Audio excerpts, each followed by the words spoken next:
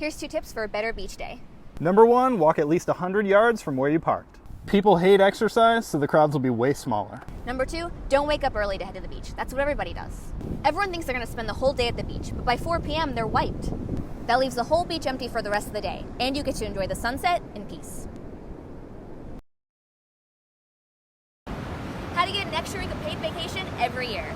This credit card gives you 2% cash back on all purchases when you pay the bill in full every month. Charge all your expenses on it for 1 year. 2% of 365 days of expenses is 7 days of expenses. Take an unpaid week off work and pay yourself with the cash back. Or better yet, forget the week off. Use the cash back to pay off debt or invest instead. For more credit card tricks like how we made $20,000 signing up for 40 different cards, check out tripovalifestyle.com. Have you ever wondered why Hotels.com and Expedia and Trivago and Orbitz all have the exact same prices on the exact same hotels? Well, it could be because they're literally all owned by the same company. But one of them has a way better rewards program. Hotels.com gives you 1 night free for every 10 nights you stay. So quit wasting time and shopping all the same prices. But remember, hotels are a super expensive way to travel in the first place. To see how we travel even cheaper, check out our blog. When you're road tripping in the US, you'll probably notice that Pilot and Flying J are usually at least tied for the best gas price on the interstate.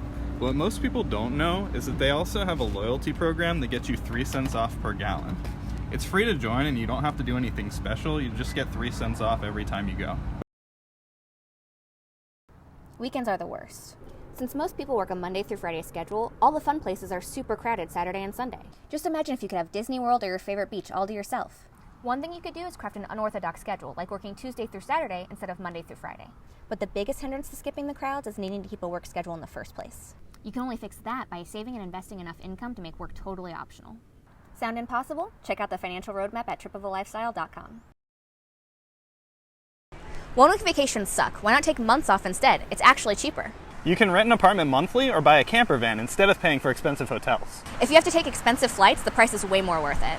And you won't have to pay through the nose for convenience to try to cram the fun in.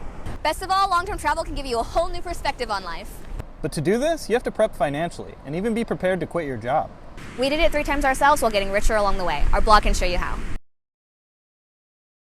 What if I told you long vacations actually cost less than short vacations? Like if you want to visit Hawaii, you're going to have to pay for all these. And that's just for 1 week. That's why we moved to Hawaii for 6 months instead. Here's what we paid. That's way less per week. Living like a local was so cheap, we could pay for it with just 10 hours of work a week. We didn't even have to touch our savings. Learn all the travel hacks we used at tripovalifestyle.com. How to take a 6-month vacation. 1. Cut your spending to save a few years worth of expenses. If you can live on 1/3 of your income, then you'll bank 2 years of expenses for every 1 year you work. 2. Negotiate leave with your employer. Offer to do part-time work remotely. If they say no, you've got enough money to just quit. But the goal here is to not spend your money. It's just there as a safety net. 3. Get a short-term lease at your destination or live nomadically, like in a camper van. Both of these are way cheaper than hotels. Learn how we did it at tripovalifestyle.com.